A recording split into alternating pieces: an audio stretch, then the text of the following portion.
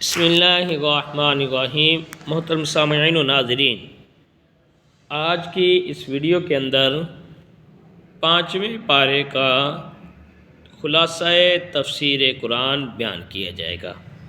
اس پارے کے اندر 7 باتوں کا ذکر کیا گیا ہے۔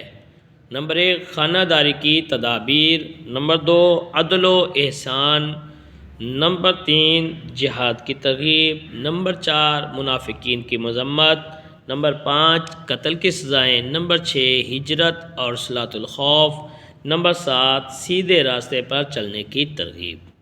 چوتھے پارے کے آخر میں ان رشتوں کا ذکر تھا جن سے نکاح کرنا حرام ہے۔ 5ویں پارے کے آغاز میں سورۃ النساء کا یہی مضمون چل رہا ہے۔ اللہ تعالیٰ نے نکاح کے لیے چنی جانے والی عورتوں کے اوصاف کا ذکر فرمایا کہ نہ ان میں برائی کی علت ہونی چاہیے اور نہ غیر مردوں سے خفیہ مراسم پیدا کرنے کی بری عادت۔ اسی طرح انسان جب کسی عورت سے نکاح کا ارادہ کرے تو اس عورت کے اہل خانہ کی اجازت سے یہ کام کرنا چاہیے۔ مومنوں کو نصیحت کی گئی کہ ان کو باطل طریقے سے ایک دوسرے کا مال ہڑپ کرنے کی کوشش نہیں کرنی چاہیے۔ مسلمانوں کو چاہیے کہ باہمی رضامندی سے ایک دوسرے کے ساتھ تجارت کیا کریں۔ نیز خدا نے اپنے بندوں کو خوشخبری بھی دی کہ اگر وہ بڑے گناہوں سے بچ جائیں تو وہ ان کے چھوٹے گناہوں کو معاف فرما دے گا اور ان کو جنت میں داخل فرما دے گا۔ سماج کی بنیادی اکائی گھر ہے۔ اس پارے کے اندر اللہ تبارک و تعالیٰ نے گھریلو سطح پر اختیارات کا تعین ان الفاظ سے فرمایا کہ مرد عورتوں پر نگران مقرر کیے گئے ہیں، اس لیے بھی کہ مرد اپنا مال خرچ کرتے ہیں۔ میاں بیوی میں انبن ہو تو میاں اور بیوی دونوں کے خاندانوں سے منصف مقرر کرنے اور سلوک کرانے کی ترغیب دی گئی۔ نیز والدین، قریبی اعزاء اقارب، یتیموں، مسکینوں اور قریبی اور دور کے ہمسایوں سے حسن سلوک کا بھی حکم دیا گیا۔ یا آگے ارشاد ہے کہ ایمان والو نماز کے قریب نہ جاؤ جب کہ تم نشہ کی حالت میں موجود ہو۔ تو یہ شراب کے حرام ہونے سے پہلے کا حکم ہے۔ ابھی شراب مراحل میں حرام کی گئی تو اس مقام پر شراب ایک نماز کے اوقات میں پابندی لگا دی گئی کہ ان اوقات میں اس کو نہیں پئیں گے کیونکہ اس حالت میں نماز ادا نہیں کرنی، جبکہ نماز اپنے مقررہ وقت پر وہ فرض کی گئی ہے۔ تو پھر اس کے بعد یہاں جنابت کی حالت میں بھی نماز کے قریب مت جاؤ یہاں تک کہ غسل کر لو۔ نیز تیمم کے مسائل کا بھی ذکر اس موقع پر کر دیا گیا اور تیمم کا ایک حکم جو شریعت مطہرہ میں خصوصیت کے ساتھ جو ہے اسلام میں موجود ہے اس کا بھی بیان یہاں موجود ہے۔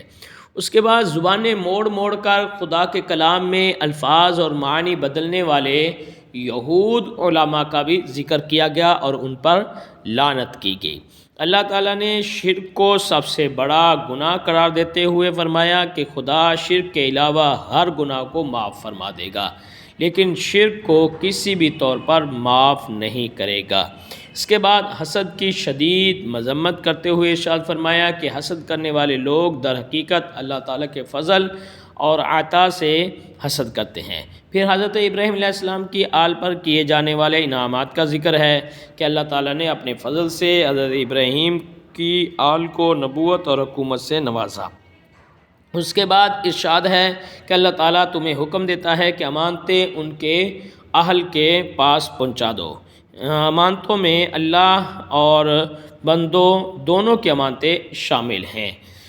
اس بارے میں سماجی اور حکومتی نظام کے چلانے کا اسلامی طریقہ بھی بیان فرمایا گیا ہے۔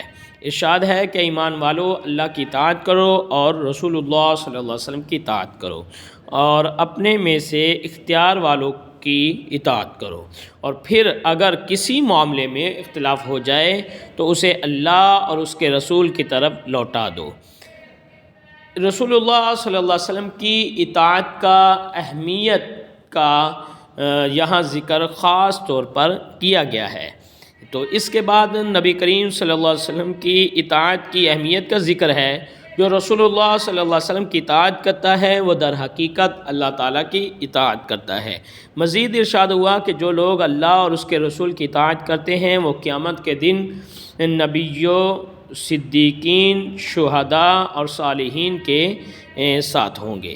اس بارے میں تحیہ اور سلام کے جواب کے آداب بھی بتلائے گئے ہیں۔ جب کوئی کسی کو سلام کہے یا تحفہ دے تو ایسی صورت میں بہتر تحفہ دینا چاہیے، پلٹنا چاہیے، اور اگر ایسا ممکن نہ ہو تو کم از کم ایسا جواب اور تحفہ ضرور دینا چاہیے کہ جتنا تم نے وصول کیا تھا، تاکہ اس کے برابر ہو سکے۔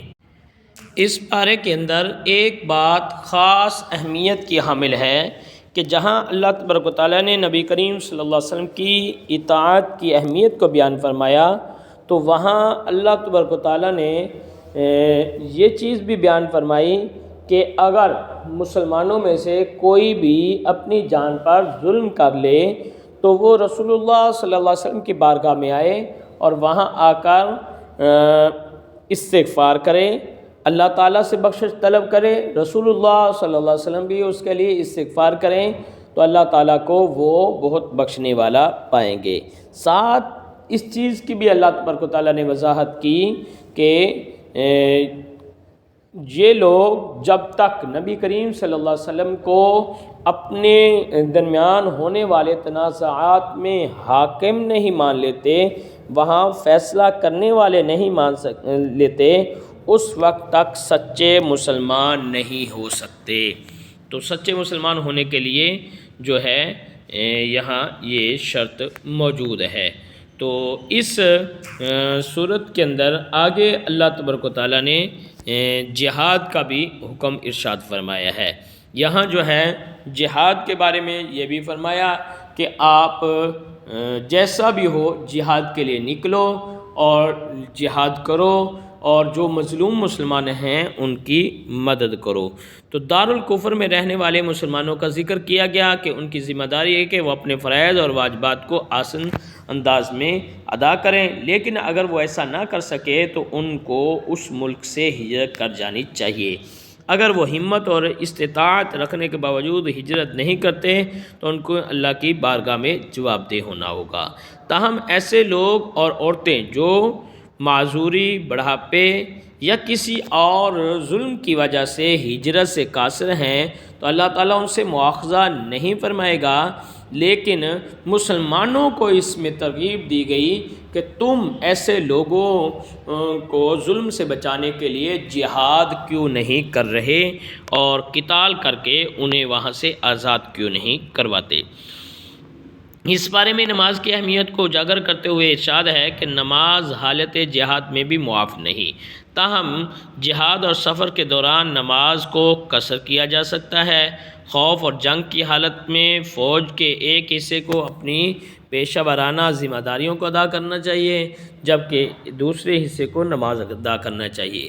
جو ہی امن حاصل ہو جائے تو نماز کو بر وقت احسن انداز میں ادا کرنا چاہیے۔ اس کے بعد رسول اللہ صلی اللہ علیہ وسلم کی مخالفت کرنے والوں کی مذمت کی گئی ہے کہ جو کوئی ہدایت واضح ہو جانے کے بعد رسول اللہ صلی اللہ علیہ وسلم کی مخالفت کرے گا، خدا اس کا رخ اس کی مرضی کے راستے کی طرف موڑ دے گا اور اس کا ٹھکانہ جہنم کی آگ ہوگا، جو بہت برا ٹھکانہ ہے۔ تو یہاں یہ بھی بیان کیا گیا کہ منافقین جو ہیں وہ اپنی چالوں سے خدا کو دھوکہ دینے کی کوشش کرتے ہیں، جبکہ وہ خود دھوکے میں ہیں۔ تو خدا خود انہیں دھوکے میں ڈالنے والا ہے، وہ خدا کو دھوکے میں نہیں ڈال سکتے۔ اور جب نماز کے لیے یہ منافقین کھڑے ہوتے ہیں تو سستی اور کاہلی کے ساتھ صرف لوگوں کو دکھانے کے لیے کھڑے ہوتے ہیں، خدا کو یاد نہیں کرتے مگر بہت کم۔ یہ لوگ بیچ میں ہیں، نہ ادھر کے ہیں نہ ادھر کے ہیں۔ تو جو لوگ خدا کی طرف سے ہی راستہ سے گمراہ کر دیے گئے تو وہ کبھی راستہ نہیں پا سکتے۔ ایمان والوں کے متعلق ارشاد ہے کہ تم اپنے سوا کافروں کو دوست نہ بناؤ۔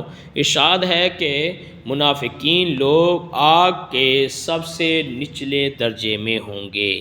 اس پارے کے آخر میں خدا نے اپنی رحمت کے بارے میں اپنے بندوں کو بتایا کہ اگر لوگ اللہ کی ذات پر ایمان لے آئیں اور اس کی نعمتوں کا شکریہ ادا کریں تو اللہ ان کو عذاب دینے کی کیا ضرورت ہے، اللہ تعالیٰ انہیں عذاب دے کے کیا کرے گا۔